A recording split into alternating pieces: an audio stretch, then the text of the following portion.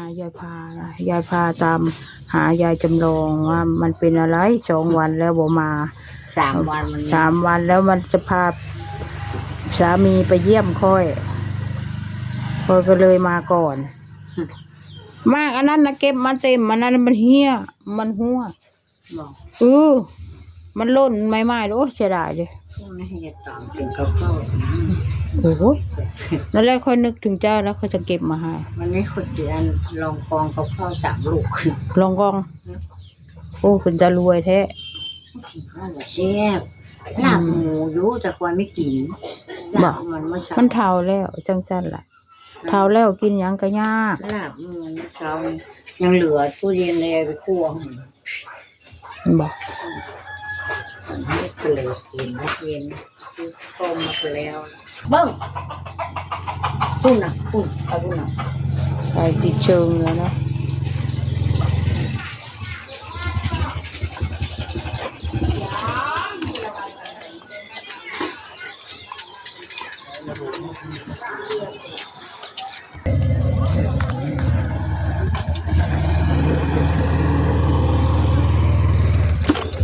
เฮ้ย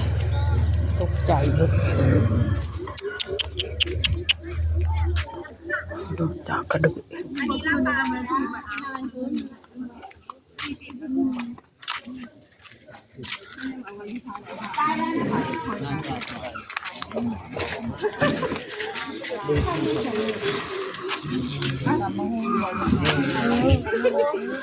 โอ้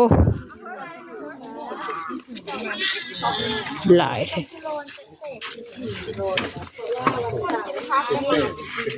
วันอาทิตย์ก็ไม่ได้มาเลยใช่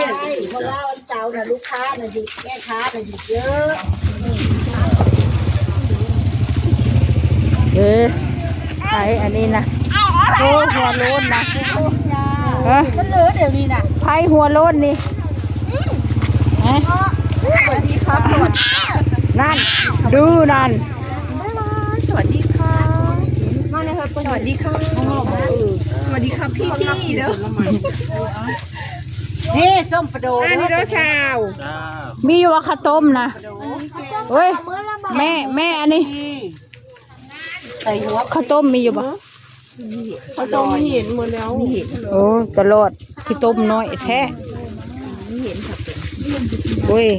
ข้าวต้มหมดแล้วค่ะหมดตลอดข้าวต้มวันนี้ก็ได้จะมาสาข้าวต้มเนี่ยหรือต้มสิข้าวเป๊ะหรือข้าวต้มมัดวะข้าวต้มข้าวเป๊ะยังงงไม่ได้ข้าวเป๊ะเอามาไม่ใช่ข้าวต้มมัดนะคุณยาจ้าต้มเขียนี่ค่ะเอาไส้กรอกใน2นี่ค่ะขึ้นลงกระจกลงสีดำแล้วมีลาบเพลือเอาคอยนะเบิ้งด้วยลาบเพลือลาบปลาเอาแก้วปลาตลอดอยู่ในเฮือนหักกินยัง2 ข้อใช่ไหมใช่ก็เลยล่ะคนอยู่ในเฮือนกินยากกว่าคนตาบอด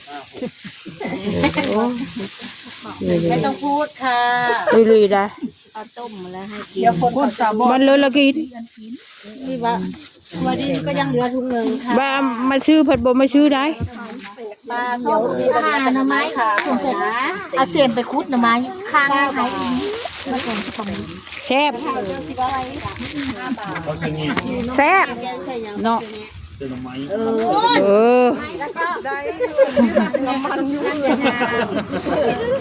๋ยวยอม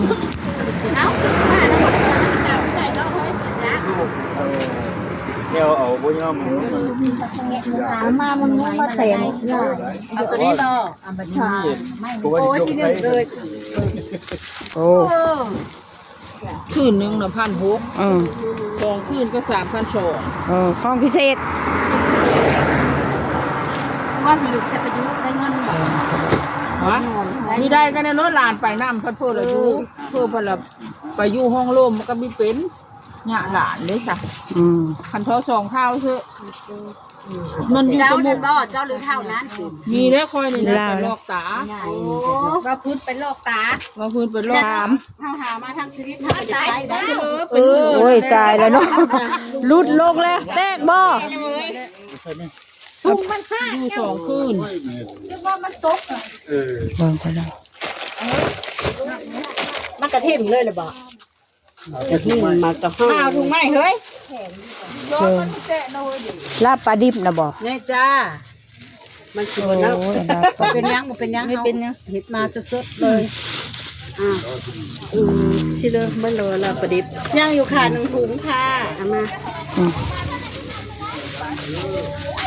บ่มีอันกินแล้วได้บันนี่เอาไป เลยค่ะ มันจะได้สุดๆในเฮ้ยน้ำอย่านางครับเตียงให้น้ำอย่า โอ้ยเป็นแกงสิได้ แกงกินวายกินอะไรก็แซ่เก่งนะไหมนี่ได้เก่งนะไหม เนาะคือบ่มีอันกินใช่ไหมโอเค จากบ้านแนวนี้นะเศร้าบอก ข้าวจ้า เช้าอันนี้แม่ อีฟ้ามือคนอีฟ้าคนจะเอาอันนั้นไปเฮ้ย ใช่ดิอันนั้นออฟเหรอ อีจากกระดูกมาแตน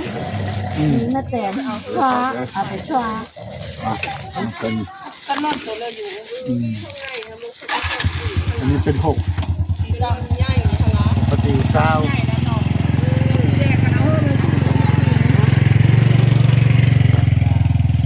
แล้วของค่อยต้มข้าวต้มเฉยๆมันบ่มีอันกินแล้ว กินข้าวต้มนี่แหละ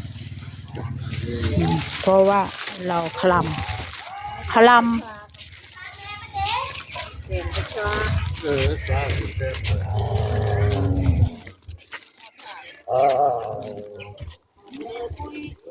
แย้ม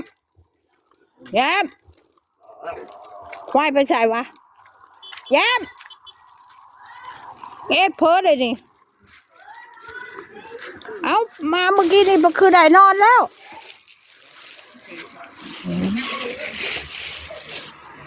โอเคค่ะขอจบคลิปแค่นี้นะคะ อย่าลืมกดไลค์กดแชร์กดซับสไครต์กดกระดิ่งให้คุณยายด้วย นี่เพื่อนแย้มค่อย